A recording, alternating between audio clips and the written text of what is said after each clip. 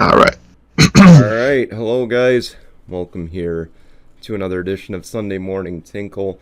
Um, we're 1 week away from the season. This is the last Sunday without regular season football and playoff football I until know. February. So buckle up. It's going to be a fun ride, of Yeah, it's gonna be course. one hell of a Um, ride. so coming up, of course, we've got some contract extensions. A big one in Denver. If you missed it on Thursday, we got it here. Um, Baker Mayfield sends a message to the Browns. Um, a Tennis Star's final go in the U.S. Open. And then, of course, a rather funny tinkle on this. A break from actual sports to tell you what this tinkle on this is. But, of course, we kick things off with the takeaways, and Jason, you're up. Well, ladies and gentlemen, RJ Barrett, who is one of the other rising stars from the New York Knicks that they've drafted from Duke, has signed a 4-year, $120 million rookie extension with the Knicks. I guess this was I've seen this coming, honestly, with RJ Barrett. He was a nice upcoming star, somebody that came in riding the coattails of Zion Williamson, and Duke comes to the Knicks, becomes his own kind of man, ends up almost averaging like over 20, close to like 30 points a game last season. The Knicks aren't a terrible team. Julius Randle has really come in his own ever since leaving the Lakers. I don't know what it is about the Lakers nowadays that just screams bad team. Yes, they won the championship in 2020, but you just see a lot of the guys that have left the Lakers and end up doing better things outside of it afterwards. But you look at RJ Barrett. Honestly, this Knicks team doesn't seem like a bad one. You got Jalen Brunson, you got Julius Randle, you got Mitchell Robinson, who can be a shot blocker. You have RJ Barrett. I mean, honestly, I really do think that RJ Barrett deserves it. Was it maybe a little soon? It's tough to tell, but the real question here is, being the kind of pieces that the Knicks have, can they be a threat in the East? I know there's so many teams that are out there that make up the East, being a very powerful conference, but are the Knicks back in that discussion? Nope. Simple answer right there. But as far as RJ Barrett goes, that contract to me is light compared to what we see nowadays. So Yeah. I don't think it's it's not break the bank, but I think it's Right. well deserving for 4 years. See what Yeah, they can do. because isn't like usually the super max for rookie contracts like a 5-year, $250 million contract or something like that? Something like that. I mean, they're almost to 300 million in in basketball their contracts. So to Oh, I me, know. That's this is insane. this is nothing. So I think it's a good deal for the Knicks. I think it's even better for RJ. It's a chance to prove himself, and maybe, just maybe, they get there again. I doubt it personally, Well, but they were close recently. I mean, they were like what, the fourth or but fifth seed like a couple of years ago. So but it wouldn't shock they me if they always can blunder get in the that kind of playoffs. level. Yeah. Well, because when you have teams like Milwaukee, Miami, Boston, Mm. just for instance, As long as those you know, teams have you- their core, they're probably still going to be a threat to win the yeah. title. I mean, I think that they can be a playoff team. I mean, I'm not going to say that they're not going to be, even if it's a low seed, because you still have the Hawks.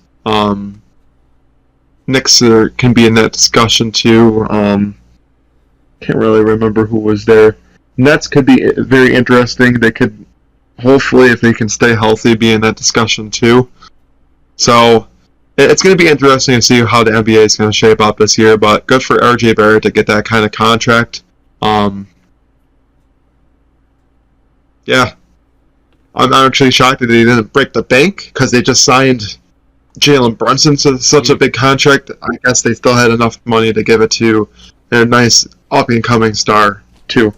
So, next takeaway I have here is a very interesting one. I don't know if anybody has watched the news about it. Well, Sam Martin, the Broncos didn't see eye to eye.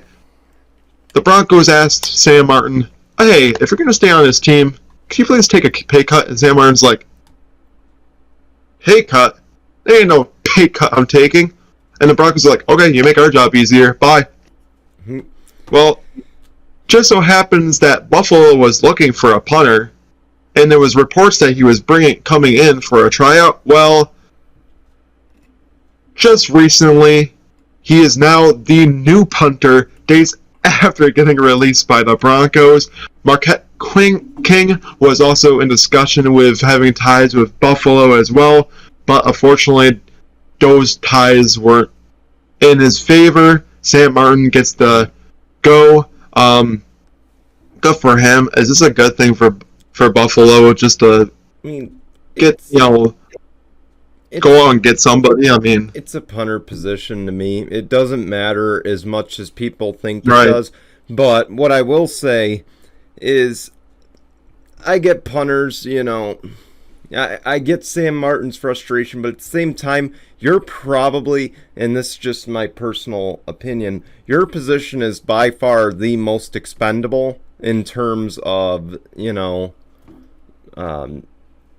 roster position. I mean, so you have no right to go up and say, I'm not taking a pay cut. Okay? To me, you just don't have the right to do that. They're not just the ones that punt the ball, too. They're also the ones that hold it for the kicker, too. Yeah. So, but you're tasked to do two expendable positions. Right, and it is. I think the kicker position is a little bit more where you got to make sure that you have the best kicker in the world. Punter, I don't think it matters as much because, yes, you want somebody that can have a net time of like 40, 50 yards downfield every time, maybe a little bit longer than that. As far as the kicker goes, you want to make sure that they can, if they, can be consistent within like close yardage to far away. You want to make sure that they're, consistent as much as possible. And I think Buffalo has two better ones. I think Tyler Bass is a great kicker. He has shown signs of being a very consistent one, especially with extra points. Because nowadays, with the extra point being farther away, it's not a gimme like it used to be. Same thing with Sam Martin. If he is tasked to go out there and punt, I think he will be the best guy that can help, draw teams within, deep into their own yardage. So I think it's a good thing for Buffalo to get the distractions out of the way, bring in somebody on the roster, and just this football. This Matt Araiza thing is going to bear watching, but likely the end of his career right there. Again, it's a shame how it ended, but obviously the courts, the law, they have to do what they have to do, and Oh, I know, that's true. I think that's what's right, and it's Sam Martin's big day because we were talking last week and we said maybe Dustin Colquitt might just be the guy. Of course, I feel like there was a lot of other options, but Buffalo wanted to go after the guy that was a top option. I didn't expect Marquette King to be in the discussion long. No, that's why I said I think that they went after the best option, and they knew they went after the opportunity. I figured it was going to happen. They were waiting to see what was going to happen with one of the top ones, and then with Sam Martin getting released, that was like a calling. That was like Brandon Beane watching the news and be like, Bean. The best player got released. Brandon Beane is not dumb. He will, if he sees a situation like that arise and one of the better players out there, he's going to go snag him up. Mm-hmm. He's not dumb. He knows what's best for the team, and if he feels comfortable with going out and getting him, he's going to bring him in and sign him. There's a culture change. I like what Sean McDermott and Brandon Beane are doing for this team. They're bringing in guys that are going to help win football games, and I like it. I think it's something that the Buffalo Bills and the organization have needed for a very long time. Nothing against, Ralph Wilson Jr. and whoever else was, Bill Polian. Like back in the day, in 90s, they were good. But like recently, in those like early 2000s, before we have what we have now, it was some rough times for, Bills fans and the Buffalo Bills organization in a whole. Nobody wanted to go to Buffalo. Nobody even wanted to, it wasn't a winning culture at all. To see it now, it brings happiness and all the other stuff. So that's all I'm going to say about that. So I'm going to get into my last and final takeaway here. Tell ya, I don't know what the Raiders are doing for their future, Brian. I really don't. But they have either cut or declined the fifth-year options on all of their first-round draft picks from 2019 to 2021. Let's be fair. Let's be fair here. Henry Ruggs didn't get cut for performance. He would still be there if it wasn't for his criminal things that went on. So I don't feel that's very fair to put him in that situation. But I feel the rest of them, it's just laughable. It kind of is, because it makes you think that, like, the whole GM, and I think don't the Raiders have a new GM too, right? Because I know that I believe so. John Gruden, before he got fired, was, I think, he was GM and head coach. He was at least an assistant to the GM. Yeah, so I guess it doesn't shock me that most of the draft picks under his era have either gotten cut or declined, because I think that the Raiders want to like get away from anybody that was under John Gruden and all the other stuff, and want to bring in a whole different regimen. But the thing is, what if Josh Jacobs goes out there and has one of the best seasons? Then you just declined his fifth-year option. So what's going to be happening with that? Like, if he goes out there and has a 1,000-yard rushing season and somehow has one of the better receiving years, because I will say this now, Josh McDaniels knows how to utilize running backs very well. What if Josh Jacobs goes out there and has one of the better seasons of his career? Now you just declined his fifth-year option, and then what do? You sign him to like a 1 or 2 year deal, or do you just let him walk away after having one of the best seasons of his career and get picked up by another team, and then he ends up excelling better there? Or he ends up being Le'Veon. Exactly. Well, that too, but what I will say is I'll go more into detail on this soon, but I don't foresee anything big happening with the Raiders this year. Everyone has them pegged as someone good. I'll clarify my thoughts on that on Wednesday, but exactly. But I will say this now, at least when it comes to this, it doesn't seem like that they're caring much about their future. At least for right now, it could always change, because it's not like they released or cut any of their, 2022 draft picks. So I think that they still care about their future. They just didn't want to have to worry about too many of the guys that were under the John Gruden regime. So, but if you see that kind of team, I understand that the Raiders don't scream the best team in the world, because they got rid of most of their talent. I mean, Max Crosby is now on a different team. Who else was the other guy that they had that was one of the best defensive ends last year for them? I don't remember, honestly. He's now with like the Bucks or something like that. Or but no, he's with the Cardinals. I'm pretty sure he's with the Cardinals there. But they released like 2 of their top defensive ends, so this team defensively doesn't scream like it's going to be that good. So if you look at this team, they're riding too much on that offense than that defense. I hate to say it. So I don't see the Raiders being that good of a team. And I guess the other question I have is, do they think that they're a win now team? Is that why they're thinking of getting rid of most of their like draft picks? Because if so, they better hope that they can somehow do something this season, or they're screwed. Again, I'll save my thoughts for that on Wednesday, but as of now, no. No, I don't think so either. No, but yeah. All right, well, that's my takeaways. So let's take it on to Brian with his. All right. Well, I start with baseball because we're approaching the playoffs right now. Here's an interesting thing. The New York Yankees have finished up the month of August. They have had their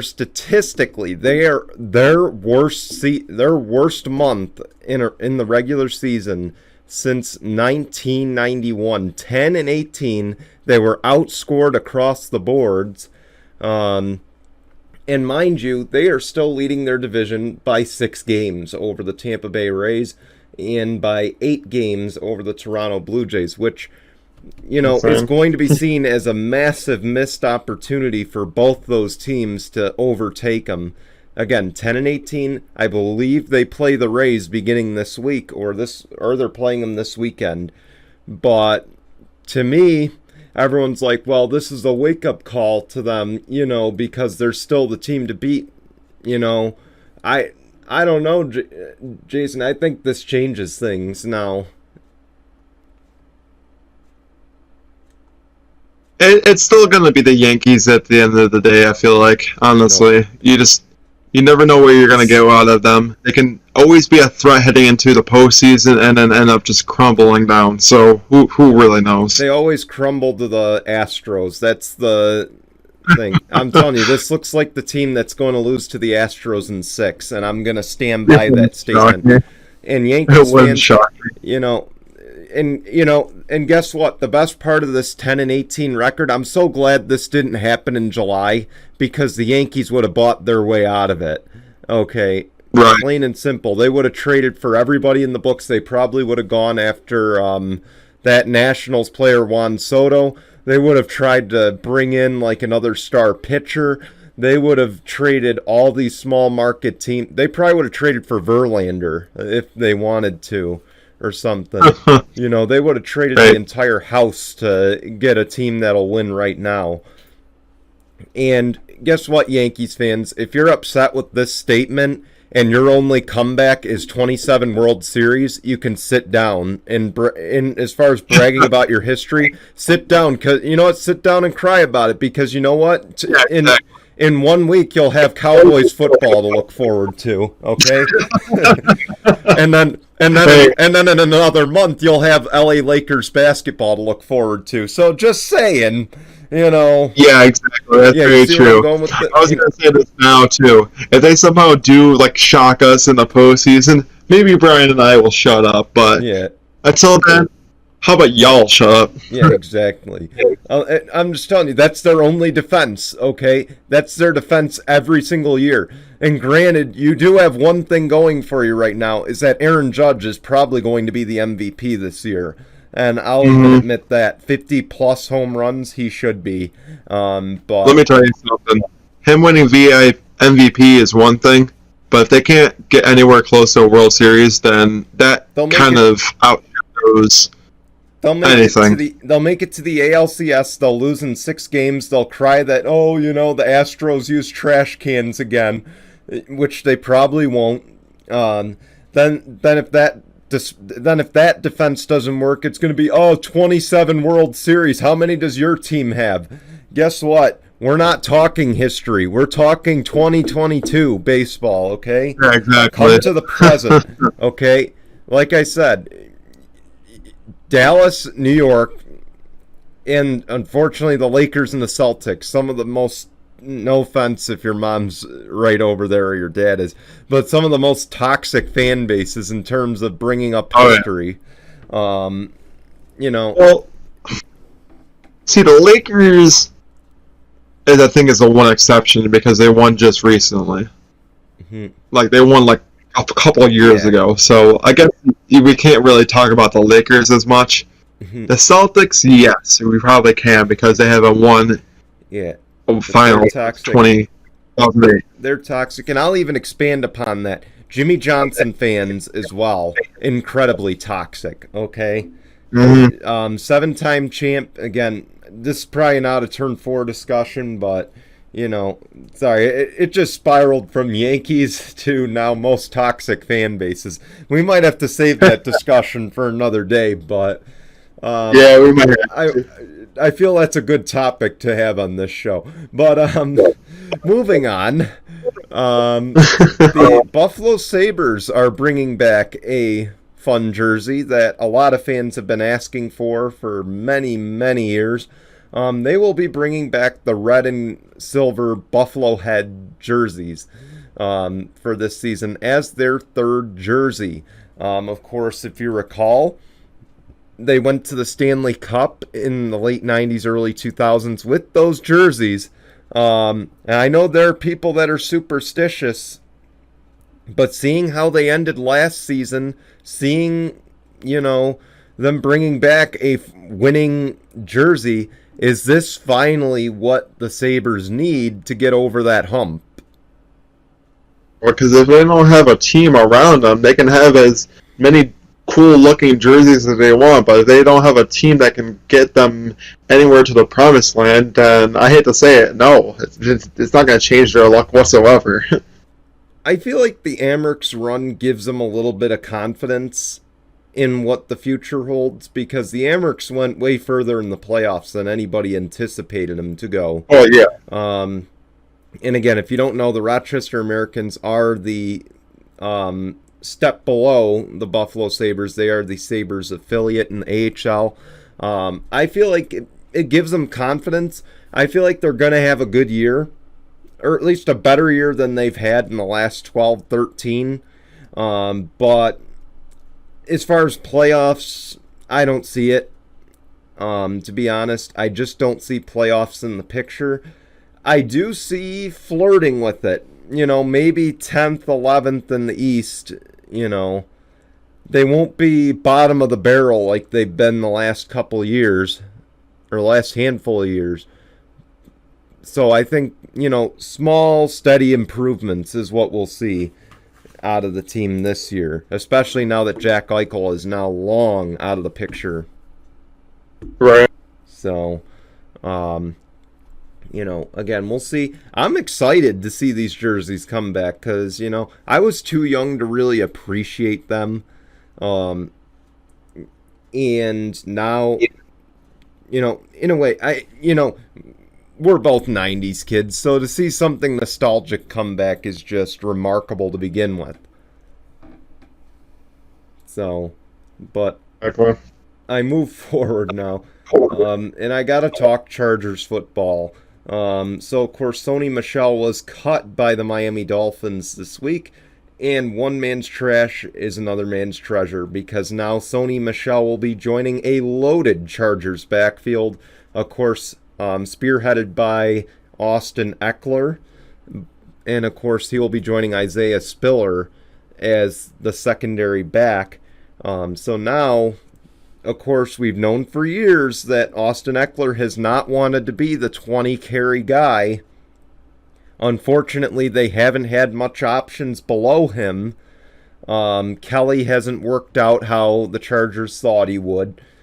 Last year, I believe, they haven't really had the depth behind Austin Eckler. And now, in a way, Spiller, I don't know if he's the 20-carry back.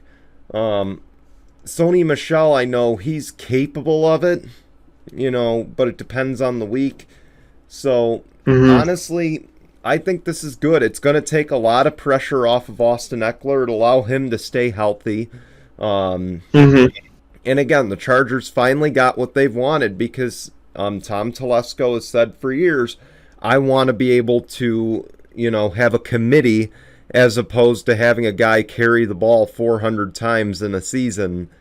Right. I feel like a running back committee is starting to be like a trend of NFL teams nowadays.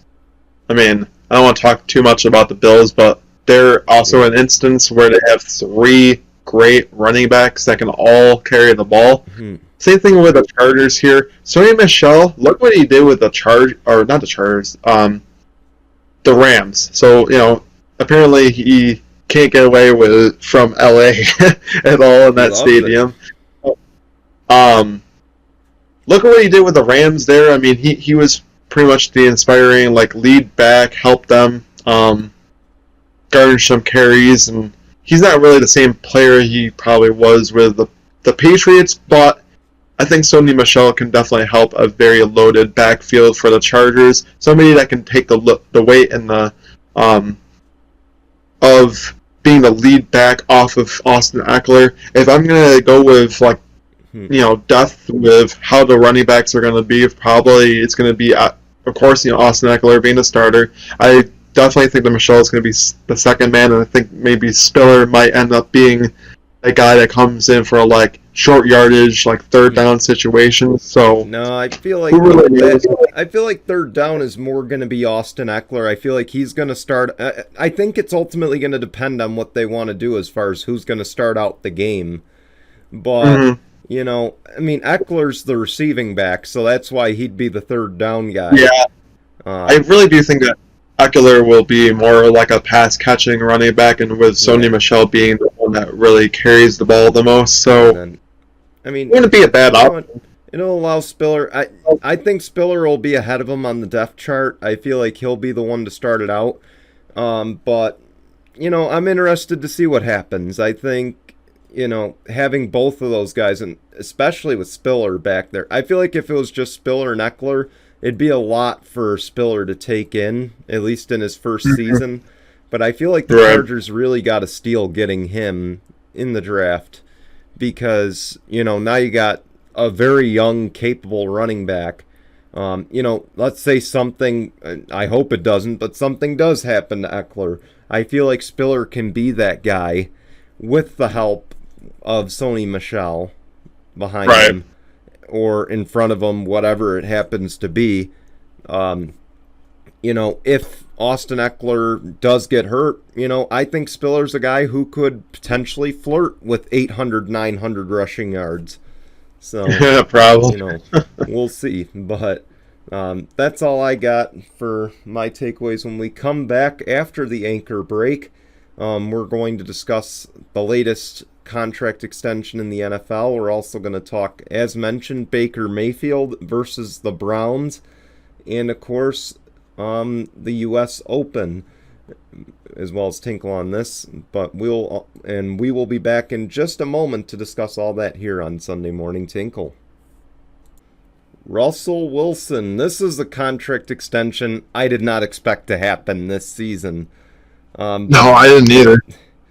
So Russell Wilson has signed, of course, he had 2 more years left on his deal. Full disclosure, he will work out those he will still finish the balance of that contract before the new one kicks in. And the new one, 5 years, $245 million, with $165 million guaranteed, and I believe that puts him third on the NFL guaranteed contracts list. Basically, of course, we know Russell Wilson, he's 33 years old. This will essentially lock him up for the rest of his career, as that now extends his deal from 2 to 7 years. We know because again, we know what old man Brady's doing, and Russell Wilson is trying to follow. But tentatively for now, I imagine, and I feel safe making that bet that he'll be there the rest of his career. I think so too. Only because Russell Wilson's a loyal guy. And he wanted to go there. So I feel like that's a guarantee at this point. So I guess the bigger question is this a good re-signing, or is this something that should have waited 2 more years? It's a tough one. I think just because of the kind of player that Russell Wilson is, I think it's a good signing, but I would have waited to see how he would have done after this season before I gave him that kind of contract. But I feel like they just wanted to lock up their guy, so then they had to go looking for one for a good amount of time, which I think it'd be like a good move in a sense. Russell Wilson is a pretty good quarterback. I get it, he can struggle to begin and end up being good and then kind of declining after the fact.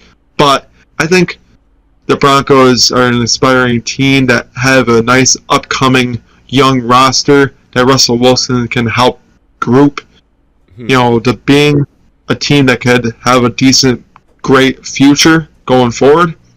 But I think I would have waited here. I think, oh gosh, blanking on his name. I think Elway,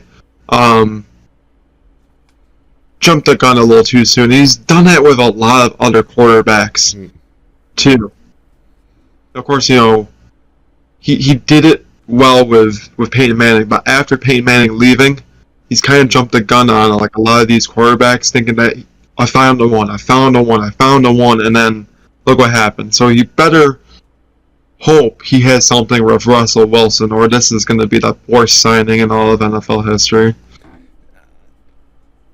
I would like to go that route as well. Just, I think I would have waited at least till the end of this year to decide to re-sign him. Wait till the contract year. That's just my opinion on it. Now, let's face it, he's worth it, okay? I think there's no doubt he's worth it. But what I want to see is he going to lead us to the playoffs? Again, we'll discuss that on Wednesday. But, right. As far as a leadership perspective, he's probably one of the greater leaders in the game right now. Oh, yeah. And no doubt, if this works out this year, maybe I don't think they're going to stand a shot in hell of winning the division, but probably not. I feel like if they can build upon this year, get better as the years go on, I feel this signing will go down as a good one. I feel like, if they can build forward, because I feel like expecting them to win the division is a rather big expectation. But if he can at least, show that he won't play like he did the last couple years, because the last couple years were atrocious. And I'm pretty sure they have a first-year head coach in Nathaniel Hackett, too, don't they? Yeah, they have Hackett now. But big concerns, of course, the offensive line. Over in Seattle those last couple years. He had no O-line. Now that he has an O-line, he had DK Metcalf and Tyler Lockett, two great receivers. With Metcalf potentially top 5 in a couple years. This year he has Cortland Sutton and Jerry Jeudy. And this year he's got. And they also have a very inspiring young running back in Javonte Williams too. Yeah, the man out of North Carolina. Melvin Gordon too, who's a nice change of pace guy. Of course, fuck Melvin Gordon, but it's all right. We made out well without him, so. But I don't know. I like this signing just from the leadership perspective. They need a guy like Russell Wilson, but it's going to be interesting. How do they build from here? What direction does this team go? Do they go up or down? And does Russell Wilson essentially revive his career over there? Because again, we look at the last 2 years, he was not very good. So, but otherwise, I think great deal for the Broncos. I feel like this is one that had to be done. Who knows? It could very well revive his career, but one guy. First. Oh, sorry. Oh no! I thought you had something instead. I was gonna say one guy looking to get his career going is Baker Mayfield, and of course, 21-0. Sorry, Jason, against the Bills in the preseason. But the Bills sideline reporter went up to Baker, and this was off camera. This was not on the broadcast, but she went up to Baker Mayfield, asked him, what he thinks, about the season and playing the Browns week 1. Baker came out and said, "I'm going to fuck up the Browns week 1." Okay. He did not hold back. I am going to fuck them up week number 1.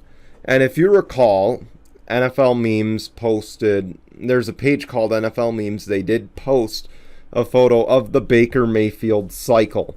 So, of course, for those who don't know about the Baker Mayfield cycle, of course, it starts with calling out doubters.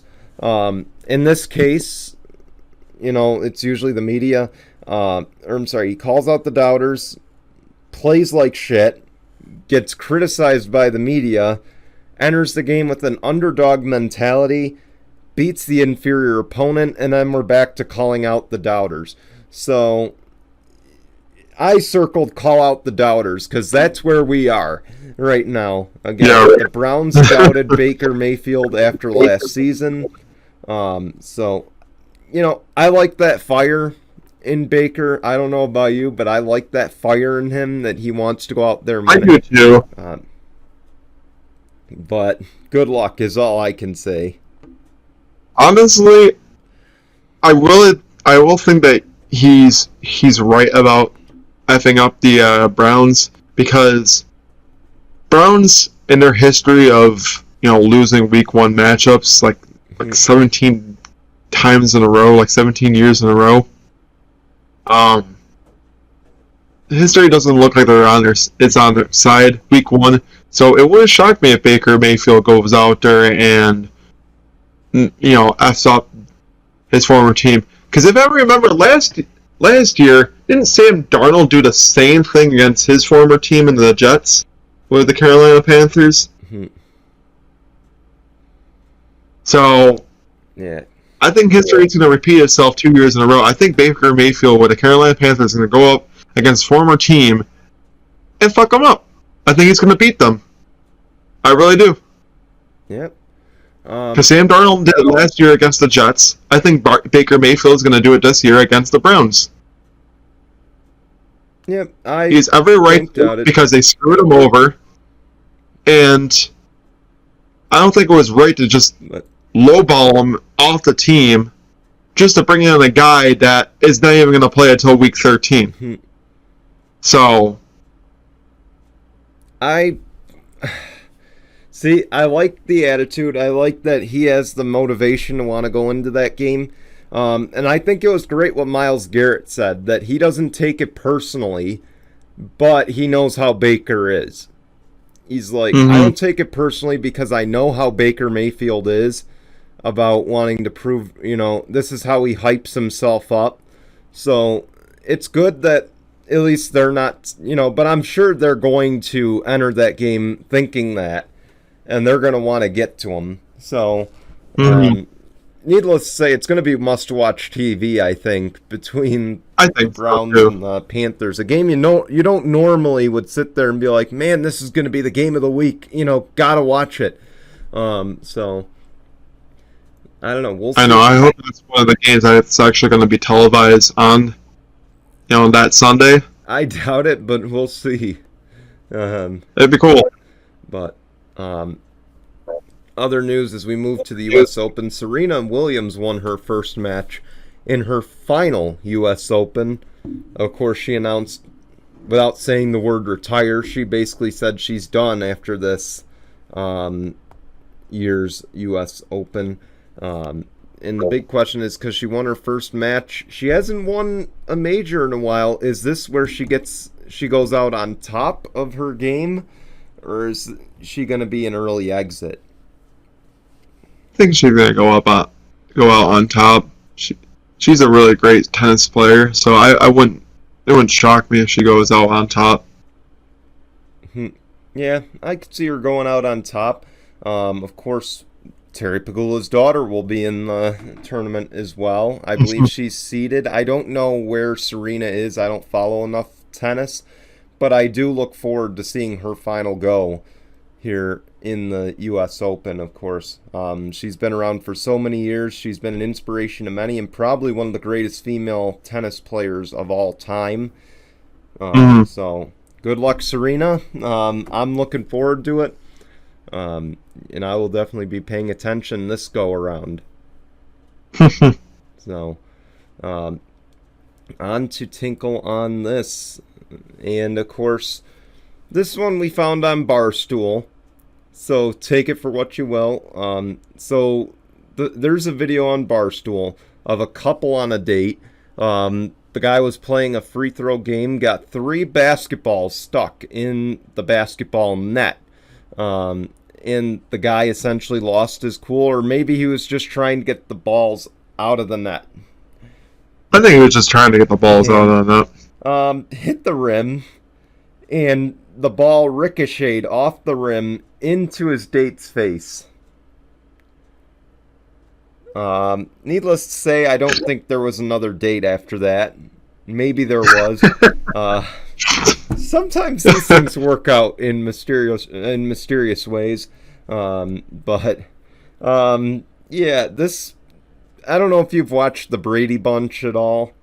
I know this is a show that's a little bit older than us. No, I really haven't. I mean, here and there, if like it was like on there, my parents were watching it, but no, it was not a show that I would like regularly watch. So there's an episode. Now, this wasn't with the basketball, but this was with the football, where the boys were playing football in the yard, and Marcia Brady got hit in the nose with the football. And of course, the famous line, "Ouch, my nose." This gave me massive Marcia Brady vibes. Needless to say, it just gave me massive Marcia Brady vibes. And for that, to the guy, take the L and take the Tinkle on this with you on your way out. Exactly. Oh, man. Bro, I don't care if all those basketballs get stuck in the at all. You either like just like wait or move her out of the way if something happens, or you better get your basketball game on, because apparently you're just gonna lose your date, and you're also gonna lose your temper as well. Yeah, exactly. Watch out, like move out of the way or something like that. Like, just, I think it was just like karma getting back at them was something. I don't know. I feel it was just bad luck, if anything. But it might have been. With that, that's the end of our show. So, of course, a reminder, we do have our NFL season preview show coming up on Wednesday at 8 p.m. Eastern on YouTube, Spotify, Apple Podcasts, Google Podcasts. So if you are listening on the audio version, it will be here. There's no other area that you need to go to subscribe to watch it or to listen to it. But if you do want to watch the video version, it will be on YouTube and Facebook Watch. And again, that is Wednesday at 8 p.m. Eastern. It won't be on Premiere Style on Facebook. So, again, Facebook got rid of their premieres. So, you have to watch it basically like, if I were to go back and watch an old video on YouTube. But the video will release at 8 o'clock. So, but before that, we do have 2 shows coming up, and there are normal ones. So, Jason, what's coming up on No Final Bell on Wednesday? Well, ladies and gentlemen, of course, we are heading into All Out pay-per-view, which is literally the same day that, this show comes out on. Mm-hmm. So, definitely be ready for that. As far as that, CM Punk is back and caused some hell. I think he's actually going to be getting a title match, even though he just lost in like a couple minutes to Jon Moxley to like protect him with his injury. But if you know anything about wrestling, there's a lot of kayfabe injuries, and I know I'm exposing the business, but I'm pretty sure him and Moxley are going to face off for the title. You're going to get Ozzy opening in Will Ospreay against the Elite to determine who's going to go to All Out for the Trios Tag Team titles. So definitely make sure to watch out on that as we discuss heading into it. And we will also have a pay-per-view special, because All Out's going to be happening. And of course, on Wednesday, Marty and I will be in Buffalo for the Fallout from All Out. KeyBank Center. It's going to be rowdy and proud. We're going to have 100 section. seats. Definitely plan on taking some pictures, probably putting it on social media of the experience. So definitely looking forward to that. As far as always, what's happening on out of turn 4? Well, the NASCAR playoffs have been decided. And can I just give this to NASCAR, by the way, for the NASCAR Xfinity Series race? Of course, Jeremy Clements pulled off the upset on Friday. That's 2 thumbs up.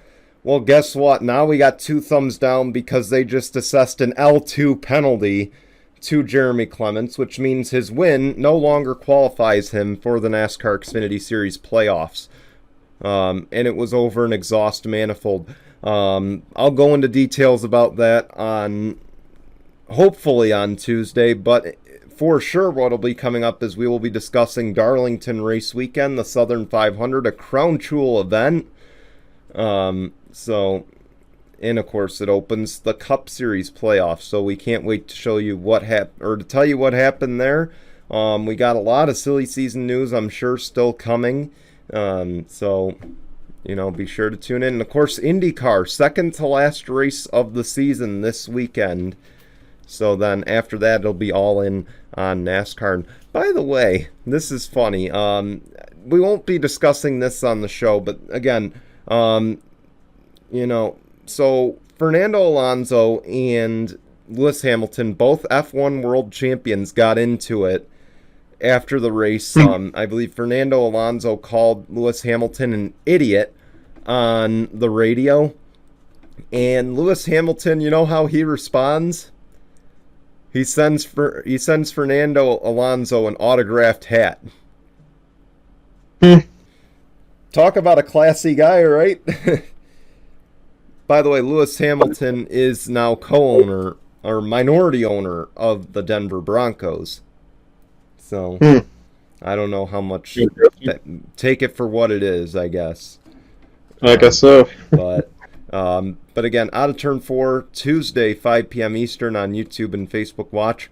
No final bell. Wednesday, 5 p.m. Eastern, YouTube and Facebook Watch. Be sure to watch that because that's going to lead us up to our NFL special this week. So you will want to watch that. And actually, we're going to be taping it very soon. So we'll actually have it taped by the time that you guys watch this show. So we hope you'll tune in. We'll see you on Wednesday. Otherwise, we'll see you next Sunday for the opening week or the season opener for the NFL. So we hope to see you then. Until then, goodbye, everyone.